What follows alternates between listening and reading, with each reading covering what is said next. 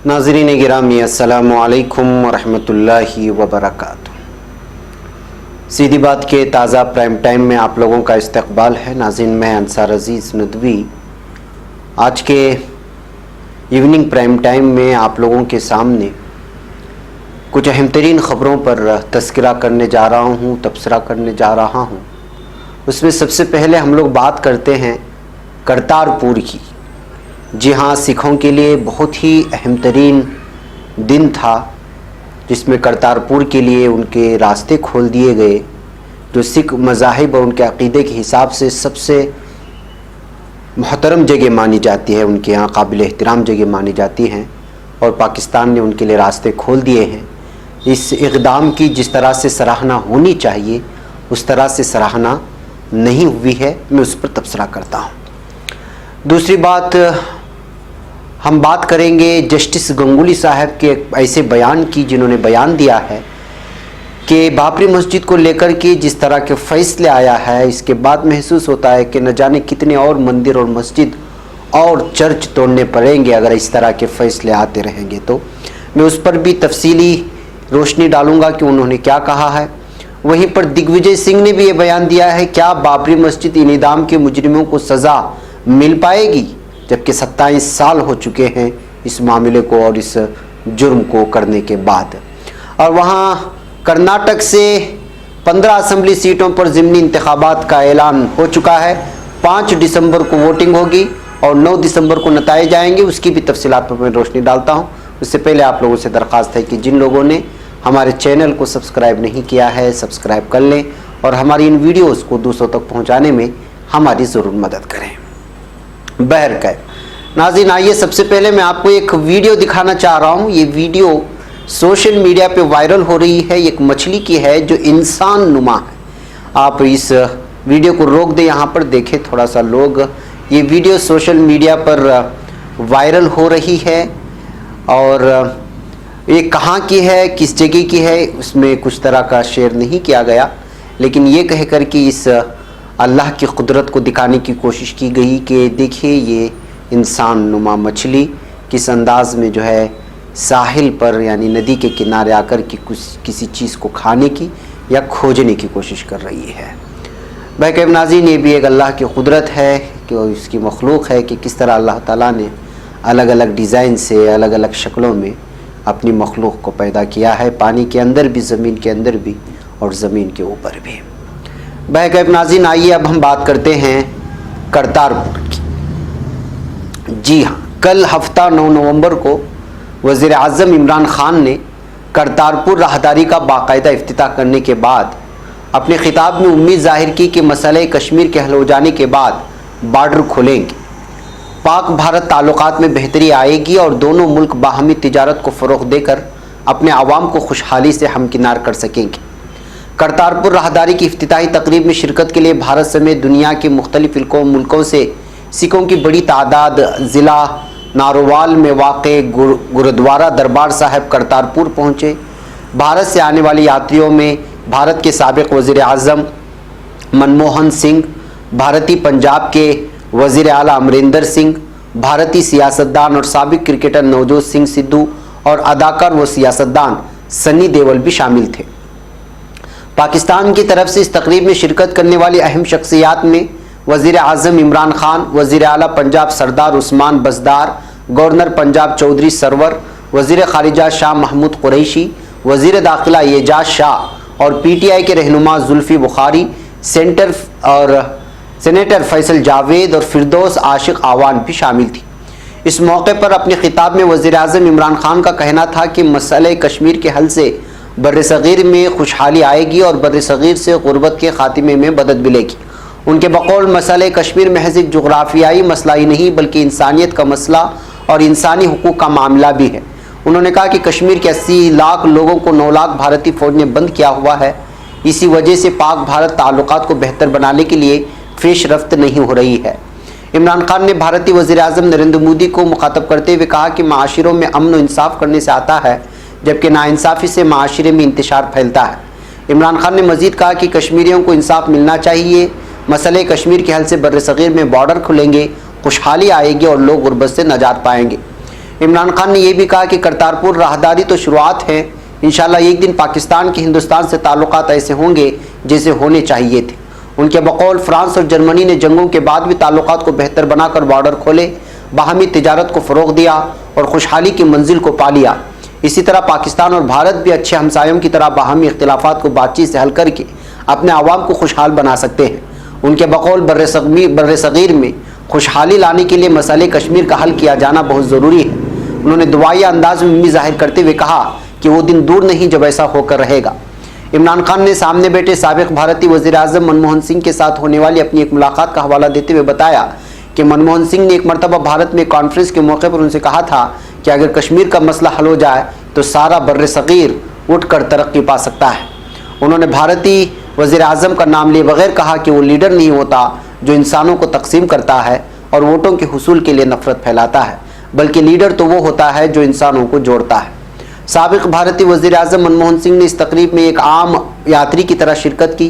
पाकिस्तान पहुंचने पर उनका कहना था कि आज सिख बरादरी के लिए बहुत बड़ा दिन है और राहदारी खोलने से पाकिस्तान और भारत के ताल्लुकात में बेहतरी आएगी।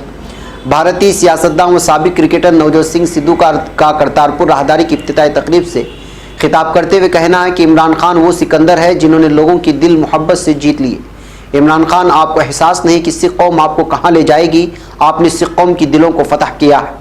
पाकिस्तान के वज़ीर ख़ारिजा शाह महमूद कुरैशी का करतारपुर की इफ्तिताही तकरीब से खिताब करते हुए कहना था कि करतारपुर राहदारी का क्रेडिट वज़ीर आज़म इमरान खान को जाता है जिन्होंने इंसानियत के लिए कदम उठाया है। उनका कहना था कि पाकिस्तानी हुकूमत दो राहदारियों पर काम कर रही थी, एक माशी राहदारी जिस पर सीपे की शक्ल में काम हो रहा है, दूसरी मोहब्बत और खैर सगाली की राहदारी है जिसे करतारपुर राहदारी के नाम से पुकारा जाता है।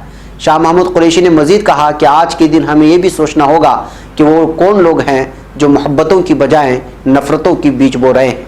अगर पाकिस्तान और भारत के हुक्मरान अपनी सियासी आज़म से बाहमी तनाज़ात को हल कर लेते तो करतारपुर राहदारी का 7 किलोमीटर का फासला तय करने में 72 साल न लगते। इमरान खान ने अपना मोहब्बत का वादा पूरा कर दिया, अब भारत कश्मीर पर अपना वादा पूरा करे। अगर बर्लिन की दीवार गिर सकती है, यूरोप का नक्शा तब्दील हो सकता है, तो फिर कश्मीरियों की हक़ की खुददारियत देकर लाइन ऑफ कंट्रोल को भी ख़त्म किया जा सकता है। वज़ीर-ए-आज़म इमरान खान की तकरीर पर तबसरा करते हुए मुमताज़ माहिर सियासियात डॉक्टर हसन अस्करी ने DW को बताया कि करतारपुर राहदारी के इफ्तिताह से भारत के गैर सरकारी हलकों में पाकिस्तान के हवाले से एक खैर सगाली की फ़िज़ा तो पैदा हुई है और इस मौके पर इमरान खान कश्मीर की बात करके सिखों के ज़रिए बहुत नर्म सिफारती अंदाज में अपना पैगाम भारतीय आवाम तक पहुँचाने में कामयाब रहे हैं कि अगर कश्मीर के मसले को हल कर लिया जाए तो इससे दोनों मुल्कों के आवाम का भला होगा। बहरकैफ नाजरीन, कल एक ऐसा दिन था कि एक तरफ बाबरी मस्जिद का फ़ैसला आ रहा था और दूसरी जानिब करतारपुर सिख बरादरी का सबसे मुअज़्ज़म, सबसे मुहतरम माने जाने वाले जगहों को जो है एक उसके लिए रास्ते खोले जा रहे थे। वाकई में ये तारीख़ में ये दिन लिखा भी जाएगा कि जिस अंदाज में सुप्रीम कोर्ट के फ़ैसले को लेकर के जो तबसरे आ रहे हैं उसको आप मुबैना तौर पर कहें या खुलेआम तौर पर कहें, और उधर करतारपुर की राहदारी खोलने पर इमरान खान की जिस अंदाज में तारीफ़ें हो रही हैं, होना भी चाहिए कि जिस अंदाज में उन्होंने मोहब्बत के रास्ते से लोगों को करीब करने की कोशिश की और बिखुसूस सिख बरादरी जिस अंदाज में पाकिस्तान से और इमरान खान से खुश है, वो वाकई में तारीख़ में लिखी जाएगी। और इस मसले को बारहा उन्होंने जैसे ही आए, इख्तिदार में आए, इस मसले को उछाला और इसको आखिरी हद तक ले भी गए और उसको जो है कल रास्ते भी खोल करके दे दिए और पूरे पुराने माहौल में और मोहब्बत के माहौल में राहदारी खोल की दी। ऐसे हालात में हम तमामों की भी जिम्मेदारी बनती है कि सिख बरादरी को इतना बड़ा उनके अपने अक़ीदे के एतबार से जो मोहतरम माना जाता है, उसकी राहदारी खोलने के बाद हम तमामों की ज़िम्मेदारी बनती है कि सिखों के लिए मुबारकबादी भी दे और उनको जो है इस बात पर जो है खुशी व मसरत का इजहार करते हुए महसूस कराएं कि जो है उनके साथ मुसलमान भी शामिल हैं, उनके कंधे से कंधे लगाकर। दूसरी जानिब जहाँ तक बाबरी मस्जिद का मामला है, उसको लेकर के जो बयान अलग अलग अंदाज में आ रहे हैं इस वक्त, वो मैं अपनी ज़बान से नहीं करता, बल्कि जो लोग मुनसिफ हैं, जो लोग अदालत के इंतज़ामिया से, अदालत के इंतज़ाम से जुड़े हुए हैं, उनकी एक एक करके बयानात अब आना शुरू हो गए हैं। उसमें सबसे पहले मैं अगर तबसरा करूं तो जस्टिस गंगोली साहब हैं। अयोध्या मामले में सुप्रीम कोर्ट की तरफ से मुतनाज़ा ज़मीन हिंदुओं को दिए जाने और मस्जिद के लिए अयोध्या में ही कहीं और ज़मीन दिए जाने के फ़ैसले पर तमाम तरह के रद्द अमल सामने आ रहे हैं। सुप्रीम कोर्ट की सुबुकदोश जज जस्टिस गंगोली ने भी इस मामले पर रद्द-ए-अमल जाहिर किया। बीबीसी हिंदी की एक रिपोर्ट के मुताबिक उन्होंने कहा कि जिस तरह का फैसला सुप्रीम कोर्ट की जानिब से दिया गया उससे उनके जहन में शक व शुबहात जन्म ले रहे हैं। नीज फैसला इस तरह होंगे तो मुल्क में बेशुमार ऐसे मजहबी मकामात हैं जिन्हें तोड़ना पड़ेगा। जस्टिस गंगोली ने कहा, इस फैसले के बाद एक मुसलमान क्या सोचेगा। वहां बरसों से एक मस्जिद थी जिसे मुनहदिम कर दिया गया, अब सुप्रीम कोर्ट ने वहां एक मंदिर बनाने की इजाजत दे दी है। ये इजाजत इस बुनियाद पर दी गई कि जमीन रामलीला के साथ मुंसलिक है। सदियों पहले जमीन पर किसका मालिकाना हक था, इसका फैसला क्या सुप्रीम कोर्ट करेगी? क्या सुप्रीम कोर्ट ये भूल जाएगी कि जब आइन वजूद में आया तो वहां पर मस्जिद मौजूद थी, आइन में दफात मौजूद हैं और उसकी हिफाजत करना सुप्रीम कोर्ट की जिम्मेदारी है। सुप्रीम कोर्ट के साबिक जज जस्टिस गंगोली ने कहा कि फैसला करना सुप्रीम कोर्ट की जिम्मेदारी नहीं है कि आइन के वजूद में आने से पहले वहां क्या मौजूद था। हिंदुस्तान में इस वक्त जमहूरियत नहीं थी, उस वक्त वहां एक मस्जिद थी, एक मंदिर था, बुद्ध स्तूप था, एक चर्च था। अगर हम इस पर फैसला करने बैठेंगे तो बहुत से मंदिरों, मसाजिद और दीगर इमारतों को तोड़ना पड़ेगा। हम अफसानवी हकाइक की बुनियाद पर आगे नहीं बढ़ सकते। जस्टिस गंगोली ने कहा, अक़लियतों ने नस्लों से देखा है कि वहां एक मस्जिद थी, मस्जिद को तोड़ दिया गया। सुप्रीम कोर्ट के फैसले के मुताबिक वहां एक मंदिर तामीर होगा। इस फैसले ने मेरे जहन में एक शुकूक व शुबहात पैदा कर दिए। आइन के तालिब इल्म के हैसियत से मुझे इस फैसले को कबूल करने में बड़ी दिक्कत महसूस हो रही है। जस्टिस गंगोली ने कहा, सन 1856-57 में शायद नमाज पढ़ने का कोई सबूत नहीं मिला हो, लेकिन 1949 के बाद से यहाँ नमाज पढ़ी गई है और उसका सबूत मौजूद है। जब हमारा आइन मारज वजूद में आया तो यहाँ पर नमाज पढ़ी जा रही थी, एक ऐसी जगह जहाँ नमाज पढ़ी गई, और अगर वो जगह मस्जिद होती तो अक़लियतों को भी हक़ है कि वो अपनी मजहबी आज़ादी का दिफा करें। आइन के मुताबिक लोगों को बुनियादी हुकूक हासिल हैं। बैकेब नाज़रीन, अयोध्या तनाज़े पर इस वक्त फैसला तो आ गया है, लेकिन धीरे धीरे कर करके अब इस पर तबसरे आ रहे हैं कि सुप्रीम कोर्ट का फैसला मुनसिफाना था या गैर मुनसिफाना। अब देखिए कि दिग्विजय सिंह ने क्या कहा है। अयोध्या के बाबरी मस्जिद राम जन्मभूमि तनाज़े पर सुप्रीम कोर्ट के फैसला सुनाए जाने के बाद सियासी जमातों और रहनुमाओं के रद्द-ए-अमल जाहिर करने का सिलसिला जारी है। कांग्रेस के रहनुमा दिग्विजय सिंह ने भी इस ज़िम्न में ट्वीट करके सुप्रीम कोर्ट के फैसले का खैर मकदम किया, लेकिन उन्होंने इसके साथ ये सवाल भी किया है कि सुप्रीम कोर्ट ने बाबरी मस्जिद की इन्हिदाम को गैर कानूनी अमल करार दिया है, तो क्या अब मुजरिमों को सजा दी जाएगी? कांग्रेस के रहनुमा दिग्विजय सिंह ने अपनी ट्वीट में लिखा, राम जन्मभूमि के फैसले का हम सबका एहतराम किया, हम मशकूर हैं। कांग्रेस ने हमेशा कहा है कि हर तनाज़े का हल सिर्फ आइन के कायम करदा कवानीन और कवायद के दायरेकार में ढूंढना चाहिए। इन्हिदाम और तशद्दुद का रास्ता किसी के मफाद में नहीं है। दिग्विजय ने अपने एक और ट्वीट में लिखा, राम जन्मभूमि फैसले में सुप्रीम कोर्ट ने बाबरी मस्जिद की इन्हिदाम के अमल को गैर कानूनी जुर्म करार दिया है। क्या मुजरिमों को सज़ा दी जाएगी? देखते हैं 27 साल हो गए कि उनको सज़ा मिलेगी या नहीं। नाज़रीन, वाज़ेह है कि 6 दिसंबर 1992 को हिंदू कार सेवकों के हुजूम ने बाबरी मस्जिद को मुनहदिम कर दिया था। इस मामले में बीजेपी रहनुमा एल के आडवाणी समेत दीगर 13 अफराद को मुलजिम बनाया गया था।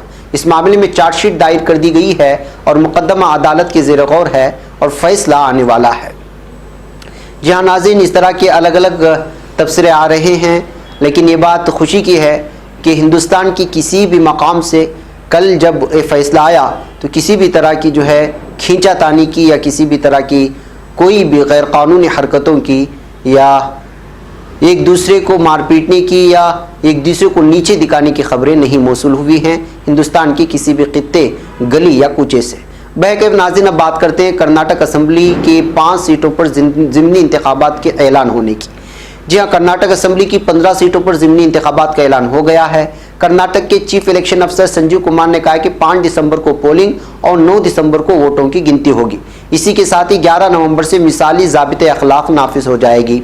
बता दें कि कर्नाटक में कांग्रेस के 17 मेंबरान असम्बली ने पार्टी से इस्तीफा दे दिया था, जिसके बाद कुमारस्वामी की हुकूमत अक़लियत में आ गई थी और उन्हें सीएम ओहदे से इस्तीफा देना पड़ा था। कुमारस्वामी की इस्तीफा के बाद बीजेपी लीडर येडियुरप्पा ने रियासत में अपनी हुकूमत बनाई। तब बीजेपी पर इल्ज़ाम लगाता कि उन बागी मेंबरान असम्बली से पैसे के दम पर इस्तीफा दिलवाया गया। बाद में सुप्रीम कोर्ट में हुई समाअत के बाद 14 बागी मेंबरान असम्बली को नाअहल करार दिया गया था। अब इन्हीं खाली नशिस्तों पर ज़िमनी इंतखाबात होने हैं। कर्नाटक ज़िमनी इंतखाबात में तशहीरी मुहिम के लिए हिकमत अमली बनाने के लिए बेंगलुरु में कांग्रेस लीडरों ने आज कर्नाटक प्रदेश कांग्रेस कमेटी के दफ्तर में एक इजलास किया।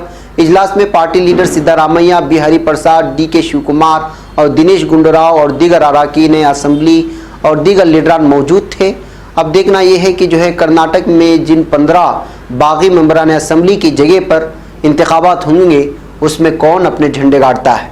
क्या बीजेपी बागी मेंबरान असम्बली को टिकट देगी? अगर नहीं देगी तो बीजेपी के चेहरे कौन होंगे? और उधर कांग्रेस के नए चेहरे अरकान असम्बली जो बागी हो चुके हैं उनकी जगहों पर किनको लाया जाएगा? ये कांग्रेस में इस वक्त कर्नाटक में एक दिलचस्प मौजू बन गया है। देखते हैं कि अगले दिनों में क्या होता है। बैकअप नाज़रीन, आज के प्राइम टाइम में मुझे इजाज़त दें, इंशाल्लाह फिर आपसे मुलाकात होगी। अस्सलाम वालेकुम रहमतुल्लाहि व बरकातहू।